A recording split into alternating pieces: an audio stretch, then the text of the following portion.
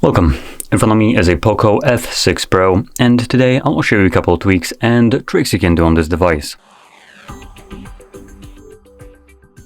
So let's just jump straight into it by opening up our settings, which is where we'll find all the changes.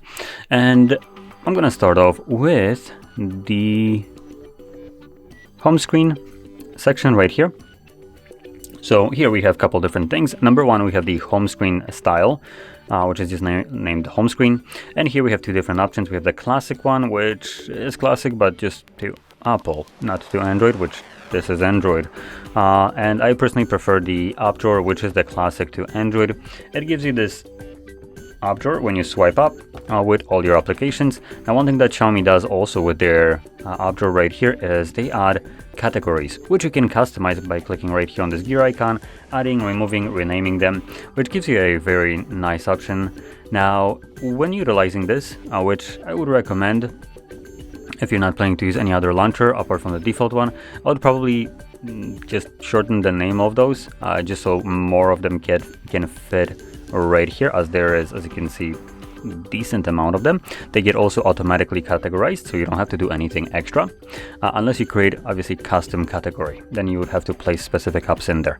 But once you edit this, just so it's more convenient, I can then select each one of those categories, and you can see it will just show you applications from that category.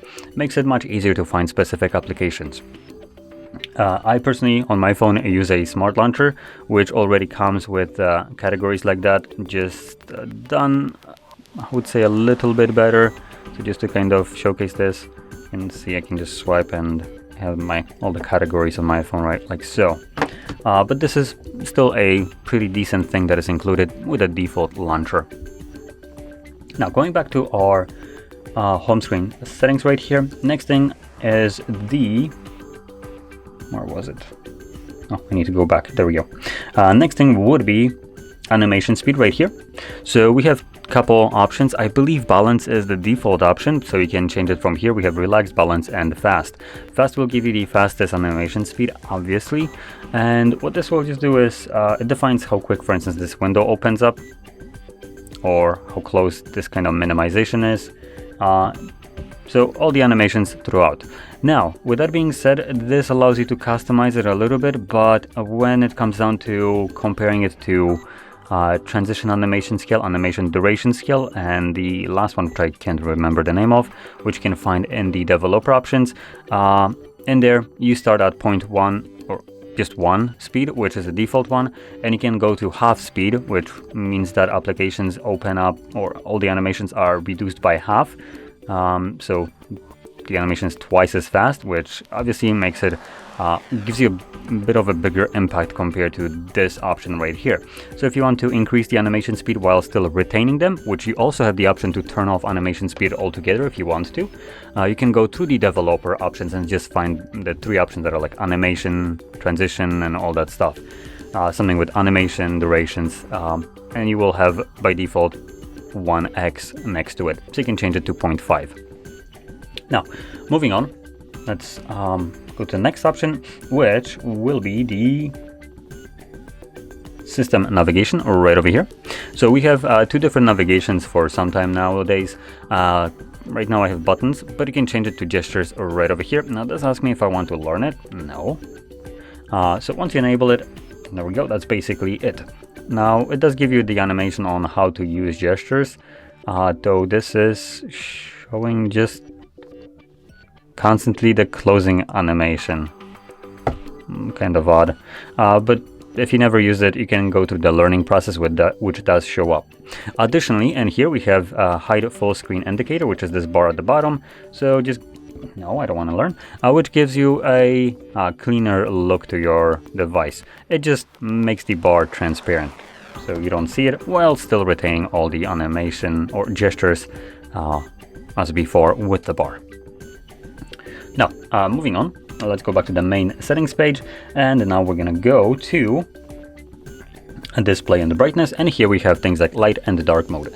Now, you might have this option show out throughout the setup process of your device, but in the settings after the setup, you can also access the dark mode options, and in here we can select switch to dark mode, or where is it? There we go. And you have custom, which allows you to swap between these two modes on a timer. And you can choose what time it switches to dark mode right here, which gives you a nice option. Or obviously you have the sunset to sunrise option as well, so you don't have to select a timer on it. Obviously, pretty neat option, specifically if you tend to wake up during night and check your phone's timer and then get flashbanged by your own phone. Obviously this would kind of reduce that possibility, as everything would be, for instance, during the nighttime and dark mode. Now, continuing on, in here we have also, under the display and brightness, we have the color scheme. And I already changed it to odd ones, but by default I think you will have either the vivid mode enabled or original colors pro, one of those, but obviously you can go over those. Now on the camera this might not look like there's much changing, specifically between the vivid, saturated and advanced options. So let's see if we change it here. So there's just a subtle difference. Now in here you will have the P3 gamut and sRGB. Now I have no way of verifying how accurate these are, so it might say P3, but it might be just completely off and be not even close, which doesn't really at that point matter much, as they don't really show you the percentages right here of how close it is to this gamut. So you can just change it, pick whichever one you like the most. I personally like my device to be a little bit less saturated, as most devices have the display on a stupid level of saturation, and I understand the appeal to it, specifically in a store where you have just a lineup of phones and your eyes will be caught by the device that has the most vibrant display. But for day-to-day use, I personally just like it a little bit less saturated, a little bit less harsh on my eyes. So that's why I recommend changing some of those, if obviously you feel the same way. Now, moving on. In here we also find a couple additional options, which I'm just going to speed run through, which is the refresh rate. We have default and custom. Honestly, default will be pretty good for majority of the people, but if you want to save battery, you could select custom and lower it down. Now, additionally, we have also screen resolution, as this device comes with a 1440p display, but it's not enabled by default, so you can change that right here. Personally, I don't see much of a difference, so I choose to keep it on the Full HD Plus or 1080p, as it gives me a little bit better battery life compared to the 1440p, which supposedly is sharper, but I can't tell a difference. And then below that we have also AI image engine. Obviously everything has to have AI. What it is just kind of super resolution, so we have upscaling, tries to make the image a little bit sharper. If it's low resolution, it uses processor for that, so it will consume more of your phone's battery. Then we have AI image enhancer, just makes the image itself a bit more saturated and just makes it look more appealing, again more battery consumption. And fake HDR, so it tries to convert normal standard high dynamic range, or standard dynamic range, to high dynamic range, and again consumes more battery. It's a fake one, so it won't be as good as a content that was, for instance, shot as an HDR content, or just like a movie if you're watching it in HDR. So this is just trying to imitate it, and it might not always look as good. Okay, with that being said, let's move over to the next options, and that would be the notification and status bar in here. So here we have the notification, number of notifications shown. I don't think one icon is the default one. I think 3 ones is the default, but anyway, you can change it in here. I personally like to hide it. That's just my preference. Obviously it's probably not one that most people will want. It just removes the icons from the status bar right there, but still, if you pull down your notifications, you'll get all of them visible in here. That's why I like to hide it. It just removes clutter from my status bar, and usually my phone is just completely crammed with notifications, so I don't really care. Most of those are trash anyway, and no matter how much I try to like remove those notifications, it's just always there, so I prefer to just not see it.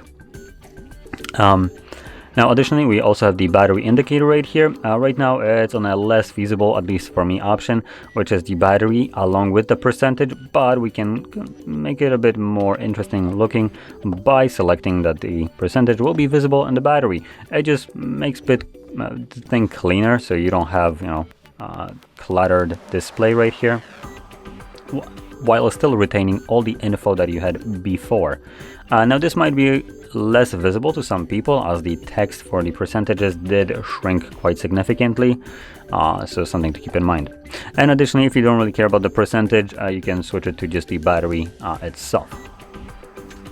Now, with that being said, this basically sums up everything that I wanted to show. So if you found this very helpful, don't forget to hit like, subscribe, and thanks for watching.